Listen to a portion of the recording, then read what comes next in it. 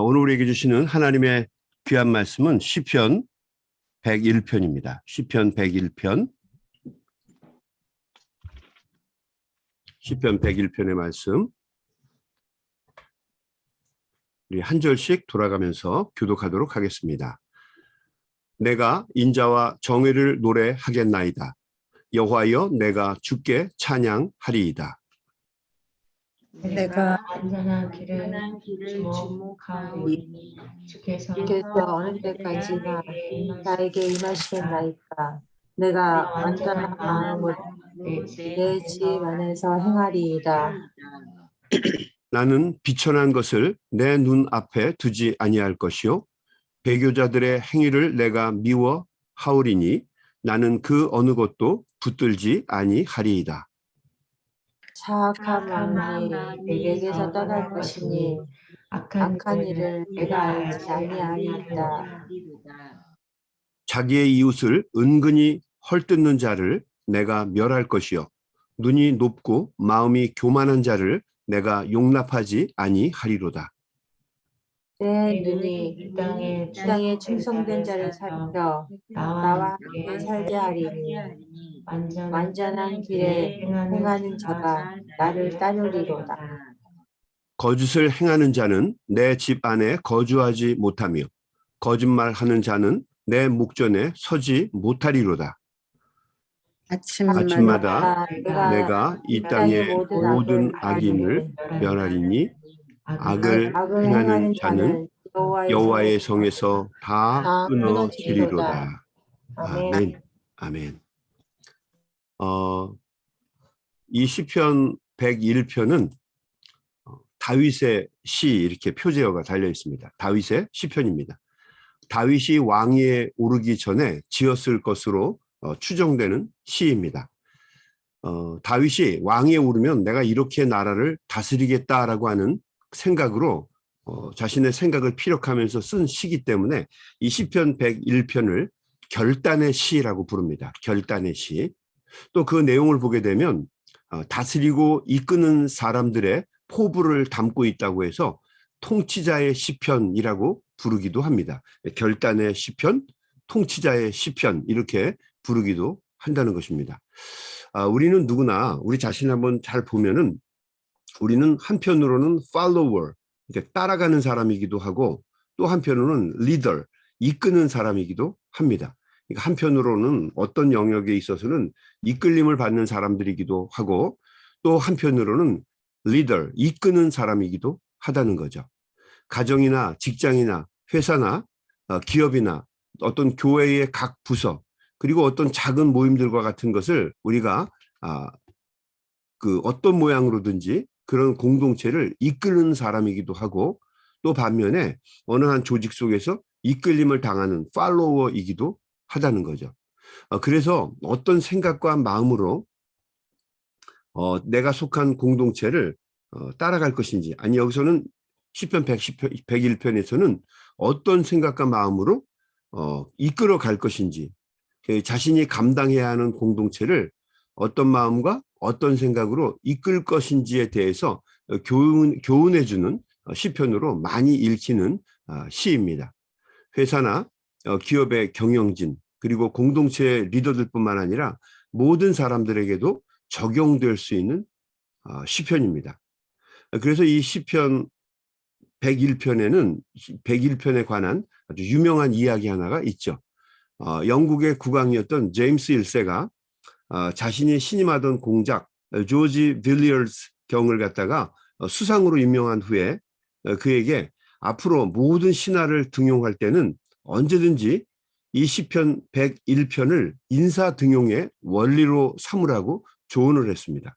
그래서 시편 101편을 읽어보고 그 101편에 맞추어서 항상 인물들을 등용해서 사용하라고 이야기를 했습니다. 그 정도로 이 시편 101편은 통치자의 어떤 각오, 다짐을 담고 있는 시편이기도 하고 이런 마음으로 통치를 해야 한다라고 하는 정신을 담고 있는 원리를 담고 있는 시편이기도 합니다. 자, 다윗은 이 시편 101편을 통해서 자기가 어떤 자세와 각오로 나라를 다스릴 건지에 대해서 이렇게 다짐하고 있습니다. 우리 1절부터 한번 보겠습니다. 내가 인자와 정의로 노래하겠나이다. 여호와여 내가 주께 찬양하리이다. 인자와 정의로 내가 나라를 다스리겠다는 이야기입니다. 인자와 정의를 노래하겠다. 내가 인자와 정의로 나라를 다스리겠다는 겁니다. 이 인자와 정의는 하나님의 대표적인 성품이기도 하죠. 하나님을 찬양하는 자세로 통치하겠다. 이 다윗이 어떤 마음으로 나라를 다스릴 건지에 대해서 1절에 제일 먼저 이렇게 강력하게 피력이 되어 있죠. 2절을 한번 보겠습니다. 내가 완전한 길을 주목하오리니 주께서 어느 때나 내게 임하시겠나이까. 내가 완전한 마음으로 내 집안에서 행하리이다. 완전한 길. 완전한 길은 어떤 길입니까? 흠이 없는 길을 내가 걷겠다라고 하는 거예요. 또 완전한 마음, 흠이 없는 마음, 깨끗한 마음으로 나라를 다스리고 그렇게 살겠다라고 다짐하고 있는 것입니다. 3절을 보겠습니다. 나는 비천한 것을 내 눈앞에 두지 아니할 것이요. 배교자들의 행위를 내가 미워하오리니 나는 그 어느 것도 붙들지 아니하리이다. 그러니까 악한 것은 내 눈에 얼씬도 못하게 하겠다. 거스르는 행위를 미워하겠다. 자기 눈에도 거슬리면 분명히 하나님 눈에도 거슬릴 테니까 거스르는 행위를 내가 미워하겠다. 또 그런 행위를 하는 자들은 내가 없앨 것이며 손도 잡지 않겠다라고 다짐을 하고 있는 것입니다. 4절 말씀. 사악한 마음이 내게서 떠날 것이니 악한 일을 내가 알지 아니하리로다. 악한 마음, 구부러진 생각을 멀리하고 악한 일을 절대로 용납하지 않겠다라고 하는 다윗의 다짐입니다. 5절 말씀. 자기 이웃을 은근히 헐뜯는 자를 내가 멸할 것이요. 이 표현이 재밌죠? 이웃을 어떻게 합니까? 대놓고 헐뜯는 게 아닙니다. 은근히 헐뜯는 거예요. 이상하지 않아? 뭐 이러면서 은근히 헐뜯는 자들, 그 자들을 내가 멸할 것이요. 눈이 높고 마음이 교만한 자를 내가 용납하지 아니하리로다. 뒤에서 자기 이웃을 헐뜯는 자들은 내가 입을 봉해버리겠다. 뭐 이런 얘기입니다. 눈이 높고 오만한 자들, 안하무인인 사람은 절대로 그대로 남겨두지 않겠다. 다윗의 다짐입니다. 6절 보겠습니다. 내 눈이 이 땅에 충성된 자를 살펴 나와 함께 살게 하리니 완전한 길에 행하는 자가 나를 따르리로다. 여기 완전한 길이죠. 아까는 흠 있는 길이라고 얘기했는데 이제는 흠 있는 길을 멀리하고 이번에는 완전한 길을 내가 따르는 사람들과 같이 가겠다. 나라 안에서 믿음직한 사람들, 신뢰감이 가는 사람들을 찾아서 내가 늘 내 옆에 그 사람들을 둘 것이며 흠이 없는 사람들을 찾아서 등용하도록 하겠다라고 하는 겁니다. 물론 통치자의 당연한 원리겠죠. 7절 말씀입니다. 거짓을 행하는 자는 내 집 안에 거주하지 못하며 거짓말하는 자는 내 목전에 서지 못하리로다. 속이는 자, 사기치는 자들은 내 궁전, 내가 다스리는 이곳에서 살지 못하게 하겠습니다. 또 거짓말하는 자들은 내 앞에 서지 못하도록 만들겠습니다. 다윗의 고백입니다. 8절입니다. 아침마다 내가 이 땅의 모든 악인을 멸하리니 악을 행하는 자들, 그러니까 evil doers입니다. 악을 행하는 자들은 여호와의 성에서 다 끊어지리로다. 내가 모든 악인을 멸하도록 노력을 할 것이고 악을 행하는 자들, 여호와의 성, 시온이죠. 그러니까 하나님이 다스리는 이 땅에서는 하나도 없도록 내가 다 끊어버리겠다. 뭐 그러면 좋은 나라가 만들어지겠죠. 아무튼 다윗이 하나님 앞에서 이렇게 자신의 포부를 다짐하는 시편이 시편 101편의 시편입니다. 또 이 포부는 하나님의 마음을 따르겠다라고 하는 다윗의 어떤 그 다짐을, 헌신의 다짐을 보여주는 시편이기도 하죠. 왜냐하면 이 시편의 기자인 다윗은 하나님이 원하시는 정치를 통해서 하나님을 기쁘시게 하겠다라고 하는 다짐의 마음이 여기에 담겨 있기 때문에 이 시편은 하나님을 따르려고 하는 다윗의 마음을 볼 수 있는 그런 시편이기도 합니다. 여러분, 사람은 권력이 생기면 자기 마음대로 하고 싶어하는 속성이 있습니다. 누구나 권력을 탐하죠. will to power. 우리 누굽니까?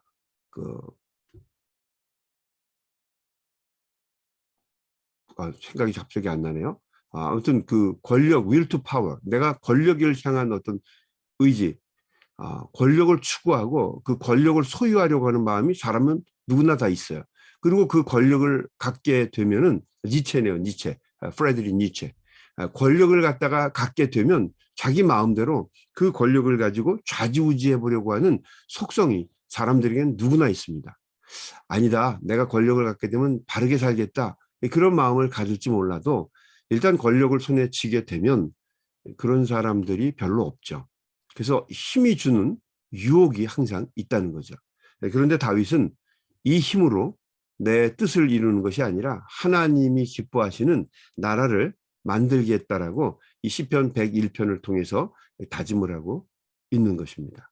주님을 섬기겠다고 다짐을 하고 있는 거죠. 여러분 1970년대에 한국 소설 중에 윤은길이라고 하는 소설가가 있었죠. 윤은길 씨가 지은 완장이라고 하는 소설이 있습니다. 완장. 그리고 옆에 6.25 사변 때도 보면 완장 차고 다니는 사람들이 있었죠. 이 팔에 이 완장을 차고 붉은 글씨로 혁명 정신이 뭐니 쓰고 다니면서 써 있는 완장을 옆에 차고 다니던 사람들을 기억할 겁니다. 그 팔에 차는 거를 우리가 완장이라고 부르죠. 윤은길 씨가 쓴 완장이라고 하는 소설이 있습니다. 그 내용은 대충 이런 거예요. 땅 투기로 성공해서 사업가로 변신한 최 사장이라고 하는 사람이 있습니다. 근데 이 최 사장이 이공리에 판금 저수지 사용권을 얻어서 양어장을 만들게 됩니다.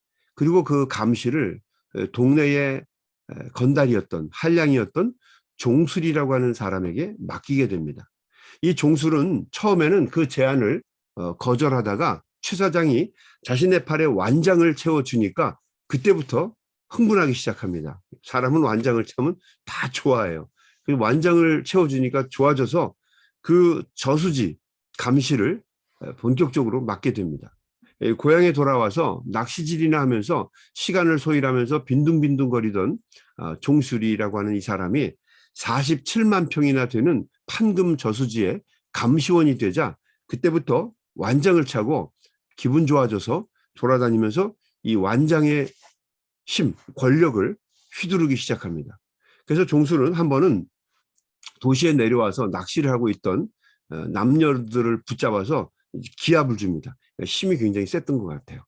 남녀들을 붙잡아서 기합을 주기도 하고 또 고기를 잡고 있던 자신과 함께 자랐던 동창, 그 동창의 그 부자를 폭행하기도 합니다. 세워놓고 때리기도 하죠. 우정을 무시하고 그냥 주먹까지 휘두른 거예요. 완장의 힘에 매료된 종술은 이 어깨를 딱 펴고 완장을 차고 읍내를 나갈 때도 이 완장을 항상 차고 다닙니다. 머리에 대충 여러분 어떤 모양인지 떠오르시죠? 그냥 막 힘을 주면서 막 이렇게 다니면서 그냥 완장의 힘을 과시한 겁니다. 그리고 종술은 급기야 나중에 이 완장 때문에 안하무인이 된 겁니다. 그래서 자신을 고용한 그 최 사장 일행이 낚시를 하게 되는데 이 저수지에는 낚시를 하면 안 돼요. 그러면서 그리고 자기를 고용했던 이 최 사장까지도 이 종술이 쫓아내 버린 겁니다. 그러니까 이미 종술은 이 완장의 힘에 아주 몰두가 된 거예요. 결국 화가 난 최 사장이 종술을 감시원의 자리에서 쫓아내 버리게 되죠. 그러나 종술은 그럼에도 불구하고 그 자리에서 쫓겨났는데도 아랑곳하지 않고 이 저수지를 지키는 일을 완장을 차고 계속합니다. 완장이 완전히 미친 겁니다. 그러다가 나중에 마을에 가뭄이 들었습니다. 그래서 가뭄 해소책으로 저수지의 물을 다 빼야 된다라고 하는 결정을 그 마을에서 하게 되죠. 그래서 수리조합의 직원과 경찰이 내려와서 그 일을 하게 되는데 이 명령에 불복종하면서 대항을 하게 됩니다. 결국 싸움을 벌이다가 연행이 되게 되죠. 나중에 이 부월이라고 하는 그 연인이 있었어요. 이 종술에게는 부월이라고 하는 연인이 있었는데 이 부월이가 와서 이 종술을 잘 설득해서 이 완장이라고 하는 이 옆에 차고 있는 이 완장이 얼마나 더덥고 허황된 것인지를 깨닫게 해줍니다. 그래서 부월과 함께 그 마을을 떠나는 것이 이 소설의 이 완장이라고 하는 소설의 내용입니다. 완장이 뭘 의미하는지 여러분 대충 감을 잡으시겠죠. 완장으로 표현되는 그 파워, 권력, 힘, 이거를 사람이 갖게 되면 사람은 언제나 변할 수 있고 또 언제든지 망가질 수 있다라고 하는 것을 풍자적으로 보여주는 단편 소설입니다. 완장. 한번 여러분 보시기 바랍니다. 종술이만 그런 것이 아니라 오늘 이 시대를 살고 있는 우리들도 마찬가지입니다. 사람은 누구나 권력을 탐하고 또 그 권력에 올라가게 되면 항상 그 권력으로 인해서 자신의 욕구를 채우려고 하게 되고 하나님을 등지는 일을 하게 된다는 거죠. 권력이 생기면 언제든지 주님을 등지려고 합니다. 인간이 가지고 있는 치명적인 유혹이죠. 이 시편 101편은 이 다윗의 시 아닙니까? 이 다윗의 시는 권력을 가져도 인생의 주인이신 하나님을 기쁘시게 하고 하나님이 원하시는 정치를 펼치겠다고 하는 다윗의 마음을 볼 수 있는 시편입니다. 여러분 우리가 살다 보면 일이 잘 안 풀리고 또 반대로 일이 잘 풀리기도 하고 힘든 시간을 보내든지 아니면 순풍에 돛단 듯이 잘 나가는 그런 삶을 살든지 어떤 마음이든지 어떤 모습이든지 우리가 변치 않는 마음으로 오직 주님만 바라보면서 주님 원하시는 삶을 사는 것이 우리 믿는 사람들의 도리이고 우리 신앙인들의 사명이라고 믿습니다. 여러분 2020년도도 이 새해부터 어떤 여건 속에서도 이 다윗 왕의 고백처럼 여러분 2022년도를 하나님 내가 이렇게 살아내겠습니다. 그런 마음으로 한번 시편 101편 다시 한번 읽어보시고 하나님만 바라보면서 하나님이 원하시는 삶을 힘있게 살아내는 우리 소명의 귀한 종들이 다 되시기를 주님의 이름으로 간절히 축원합니다.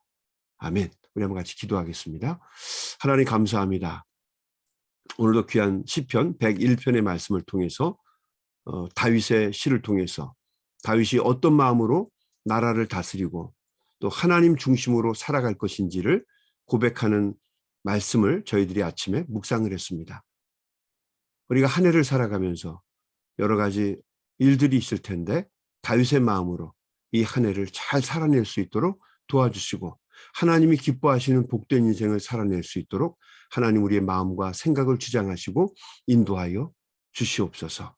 우리 앞에 많은 어려움과 고난이 있고 또 우리가 기대하며 소망하는 많은 일들이 있습니다. 하나님 무엇을 하든지 하나님 앞에 기도하며 말씀 붙잡고 사명 잘 감당할 수 있도록 하나님 저희들을 붙잡아 주시고 인도해 주시옵소서. 또 오늘 하루를 살아낼 때도 주님 우리 귀한 종들 붙잡아 주시고 또 날씨도 차고 여러 가지 질병도 많은데 잘 이겨낼 수 있는 하나님의 귀한 종들이 되도록 지켜주시고 보호해 주시옵소서. 예수님의 이름으로 간절히 기도드리옵나이다. 아멘. 아멘. 우리 다 같이 소리내서 통성으로 기도하면서 세상으로 같이 나아가겠습니다. 우리 소리내서 기도합니다.